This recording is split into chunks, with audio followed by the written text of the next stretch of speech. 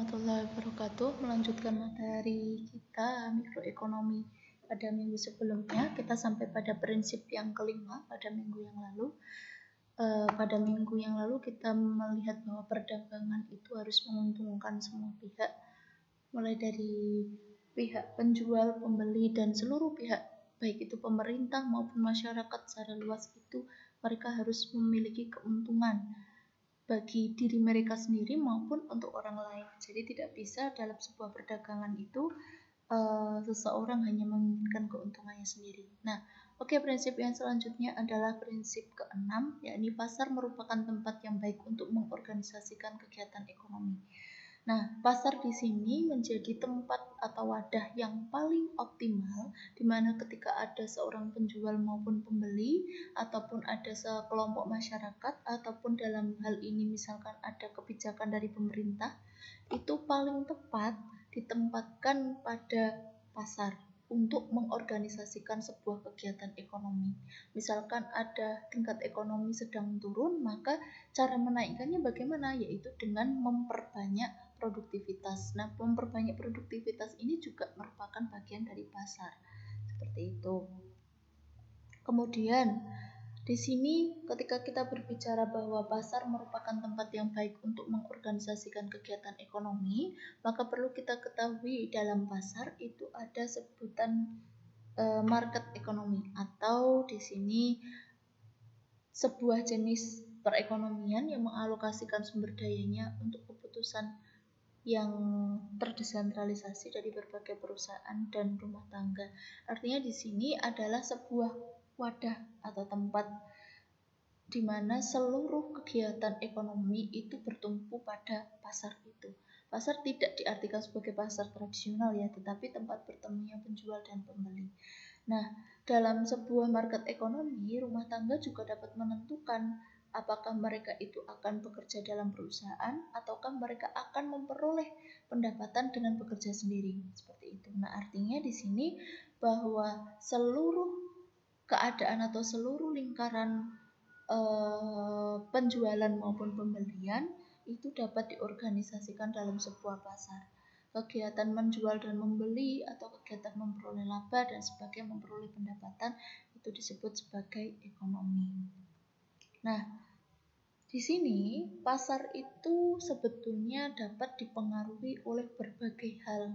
Namun ada satu hal yang tidak dapat secara langsung mempengaruhi harga-harga atau kondisi yang ada di pasar, yaitu keadaan invisible hand. Apa itu keadaan invisible hand? Keadaan invisible hand itu adalah sebuah keadaan di mana kondisi ekonomi itu bisa naik maupun turun, atau kondisi harga sebuah barang itu bisa naik ataupun turun, namun tidak didasari karena faktor-faktor tertentu. Namun di sini faktornya muncul dengan sendirinya yang seolah-olah tidak ada pengaturnya. Sebagai contoh misalkan, teman-teman tahu bahwa harga lombok itu 1 kilonya misal saat ini 80.000 misalkan. Harga itu sebetulnya kan secara tidak langsung dia membentuk harga sendiri. Dari mana dia membentuk harga sendiri? Misalkan si petani itu melihat bahwa dari harga pupuk itu sekian dan seterusnya. Ketika muncul harga 80.000 itu adalah harga nilai yang muncul secara sendirinya, meskipun sudah ada pertimbangan-pertimbangan tertentu, gitu. Jadi sebuah perekonomian itu tidak selalu bergantung pada sebuah harga atau kebijakan tertentu. Namun di sini ada sebuah keadaan yang disebut sebagai invisible hand, di mana harga itu tidak dapat dipengaruhi oleh misalkan kebijakan pemerintah dan lain sebagainya. Namun secara langsung, secara tidak langsung mereka akan membentuk sebuah harga sendiri. Gitu. Oke, selanjutnya, ketika seseorang itu memiliki adanya invisible hand atau pertimbangan harga yang tiba-tiba muncul harga sekian, maka di situ setiap orang pasti akan mempertimbangkan dalam mengambil keputusan barang apa yang akan mereka beli, barang apa yang akan mereka jual. Seperti itu. Karena kalau mereka tidak memperhitungkan manfaat dan biaya marginal yang mereka miliki, seperti prinsip yang sebelumnya, maka mereka pasti akan mengalami kerugian. Karena harga di sini tidak ditentukan oleh si penjual maupun pembeli sendiri, namun harga di sini ditentukan oleh sebuah keadaan, yaitu invisible hand tadi. Oke, selanjutnya prinsip yang ketujuh adalah pemerintah pada waktu-waktu tertentu atau pada waktu keadaan tertentu terkadang dapat meningkatkan hasil-hasil dari pasar, atau pemerintah itu bisa saja mengikut campuri kebijakan-kebijakan yang terjadi pada pasar.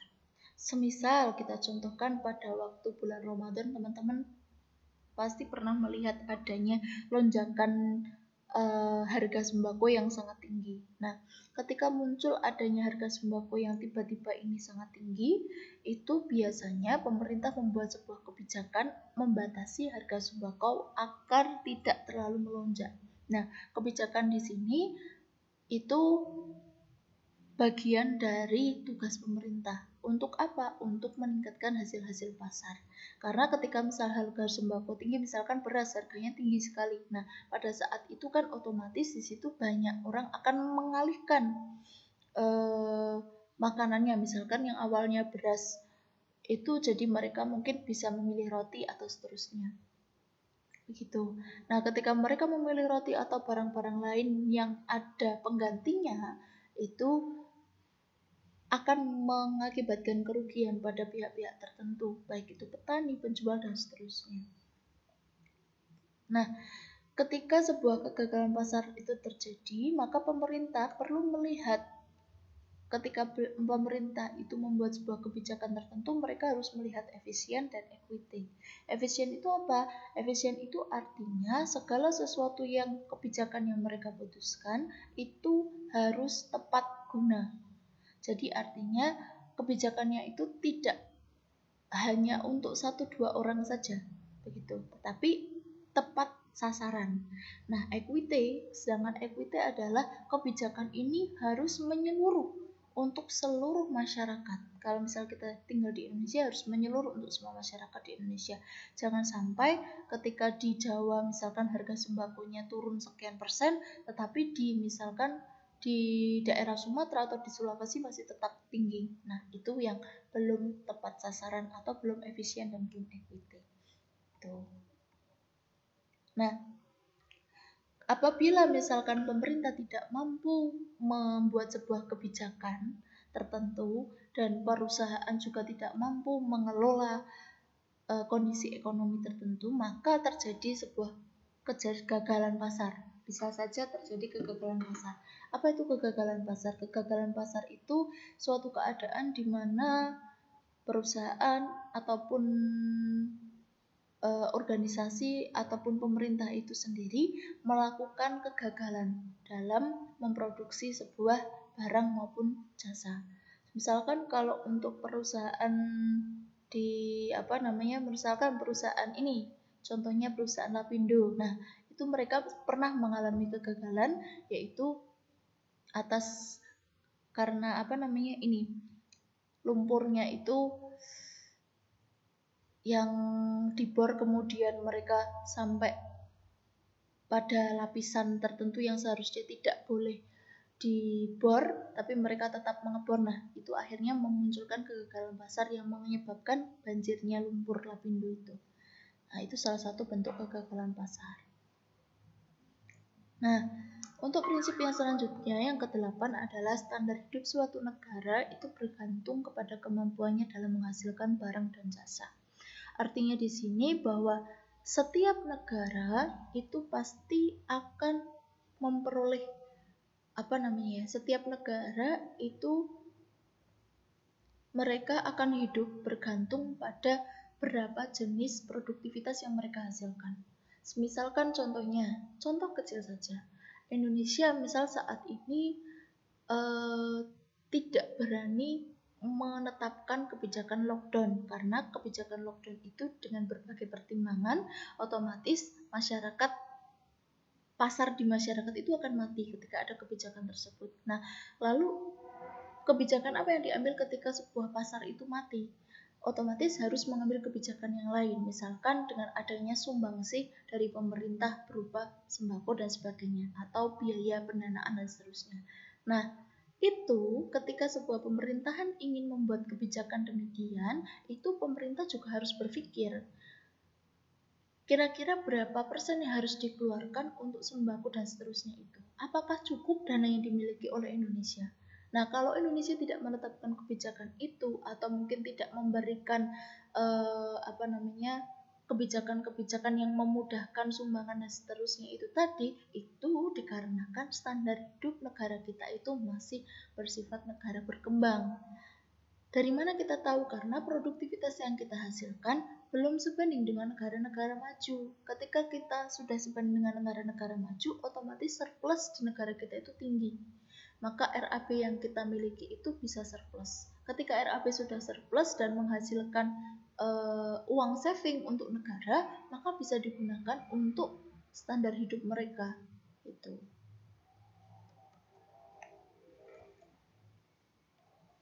Nah, di sini standar hidup bisa juga diartikan sebagai perbandingan pendapatan antara perorangan. Semisalkan di Indonesia, gaji di Indonesia itu kurang lebih ya UMR-nya itu kan 1, berapa. Itu sangat jauh sekali dibandingkan dengan gaji orang-orang yang sudah bekerja di luar negeri.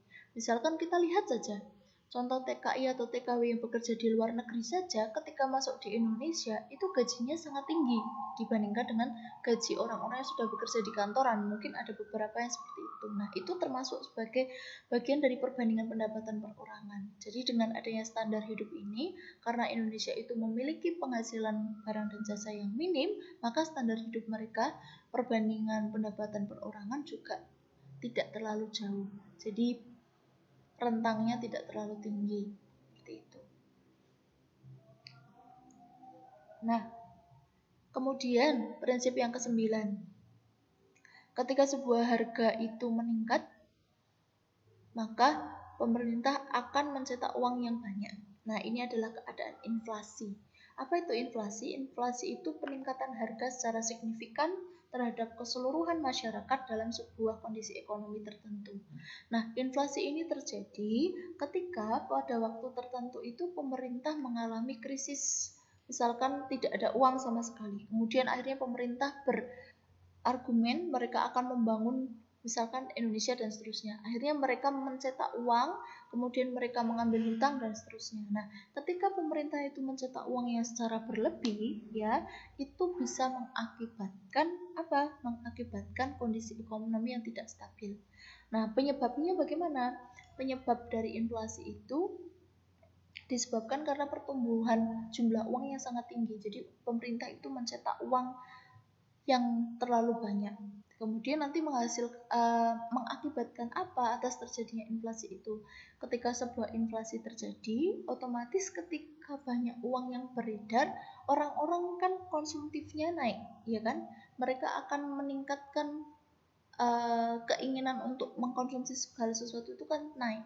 Ketika orang itu mengkonsumsi itu naik, maka hukum permintaan dan penawaran juga akan terjadi. Ketika banyak permintaan, maka harga pun akan semakin tinggi, gitu kan?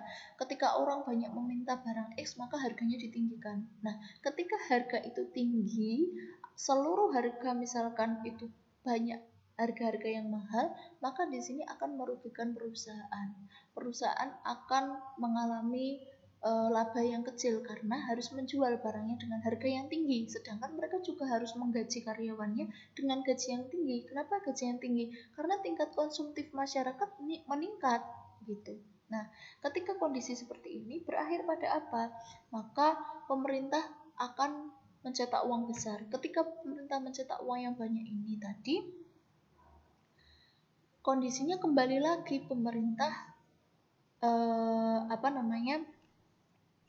nilai mata uang tersebut justru akan turun ketika banyak uang yang dicetak terlalu banyak itu tadi gitu. Nah, lalu bagaimana dampaknya? Dampak inflasi itu akan menyebabkan terjadinya pengangguran. Bagaimana terjadi pengangguran? Kok banyak uang tapi kok justru malah terjadinya pengangguran? Ya seperti tadi yang saya ceritakan. Semisalkan nih harga beras itu naik menjadi 1 kilonya misal saja jadi 1 juta. Otomatis kan ketika harga beras yang menjadi kebutuhan pokok naik, pemerintah akan meningkatkan uang, atau mungkin mereka akan mencetak uang yang banyak supaya masyarakat itu bisa membeli beras seluruhnya dengan harga 1 juta per kilonya, semisal saja ini. Nah, ketika membuat kebijakan seperti itu, otomatis harga itu pun naik, ya kan? Ketika ketika banyak orang memperoleh uang yang banyak atau tinggi, otomatis orang-orang juga akan meningkatkan gaya hidup mereka. Ketika gaya hidup naik, otomatis barang-barang yang dibeli oleh orang itu kan juga lebih banyak. Nah, ketika barang yang dibeli lebih banyak, maka otomatis juga barang-barang akan bernilai atau memiliki harga yang jauh lebih tinggi dibanding dengan harga sebelumnya. Nah, ketika harganya sudah tinggi semua, di sini bisa jadi perusahaan itu akan mengalami kerugian. Kenapa? Karena mereka yang harusnya bisa memperoleh laba sekian, karena harga barangnya itu dijual dengan harga tinggi, mereka hanya memperoleh laba sekian persen atau kurang dari laba yang seharusnya. Nah, di sini maka di sini perusahaan harus memutuskan mereka harus mem-PHK karyawannya untuk mengurangi biaya operasional. Nah, itu adalah merupakan bentuk dari efek dari inflasi yang masuk ke dalam prinsip ke-10, yaitu setiap masyarakat akan menghadapi trade-off atau pilihan ketika sebuah negara itu terjadi inflasi, maka di jangka panjangnya mereka itu akan memperoleh atau mereka akan banyak penganggurannya. Oke, mungkin itu yang dapat saya sampaikan. Terima kasih. Wassalamualaikum warahmatullahi wabarakatuh.